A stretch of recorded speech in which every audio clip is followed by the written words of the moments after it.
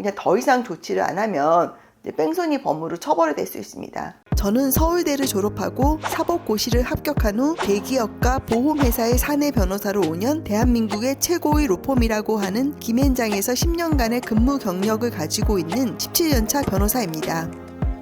안녕하세요. 최혜원 변호사입니다. 오늘은 교통사고 관련해서 좀 설명을 드리려고 하는데요.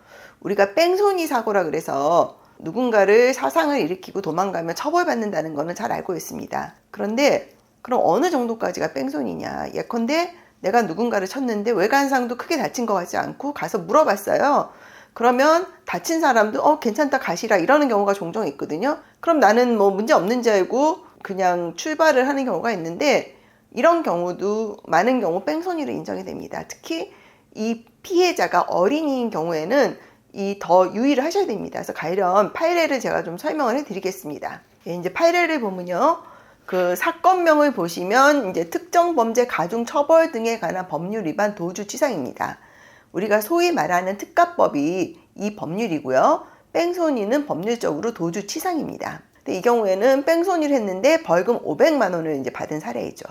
사안을 이제 보시면 이제 운전을 하다가 어린이 피해자가 5살 아이예요. 얘가 자전거를 타고 나오는 거를 미처 발견하지 못하고 화물차의 앞부분으로 이 자전거의 좌측을 받아들여 피해자가 도로에 넘어졌습니다. 그래서 결국 이 피해자가 2주의 뇌진탕을 입어가지고 이제 상해를 입었는데 운전자가 피해자를 구호하지 않고 필요한 조치를 하지 않았다. 이제 이런 혐의로 범죄 사실이 인정된 거고요. 근데 이 사실을 보면 제가 설명을 해드리겠지만 이 화물차 운전자가 사고 직후 나와서 어린이한테 물었어요. 그때 어린이가 괜찮다 이렇게 얘기를 했기 때문에 그 화물차 운전자는 더 이상의 조치를 하지 않고 간 사례입니다. 근데 이제 법원에서는 이 부분에서 어떻게 판단했냐면 이 5살 아이는 사리 분별이나 판단 능력이 미약하다. 그렇기 때문에 괜찮다고 하는 게 진짜 괜찮아서가 아니라 자기가 부주의해가지고 교통사고 난 게 부모님한테 혼날 수도 있기 때문에 그러한 것만 생각을 해서 괜찮다고 말했기 때문에 이런 괜찮다는 거의 의미는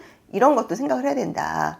또 피고인 그 화물차 운전자는 사고 발생 이후 즉시 정차해서 피해자의 상해 여부나 정도 등을 육안으로 정확히 확인하고 그 다음이 중요한 것 같아요. 보호자가 인근에 있는지 등을 확인하여 피해자를 인계하거나 사고 발생 사실을 유무선 등의 방법으로 보호자한테 알릴 의무가 있다. 이런 거를 한 건 아니죠. 나와서 어린이한테 괜찮냐 했더니 어린이가 괜찮다 해가지고 더 이상의 조치를 안 했는데 이렇게 어린이가 다쳤을 때는 보호자한테 어린이를 인계하거나 아니면 이러한 사고 내용을 보호자한테 전화 등으로 알려야 된다. 그런 게 법원에서 인정한 보호조치 내용입니다. 그런데도 피고인은 피해자로부터 단순히 괜찮다는 말만을 듣고 별다른 구호조치를 취하지 않은 채 사고 장소를 떠났다. 그렇기 때문에 도주치상이다 하는 그런 내용입니다.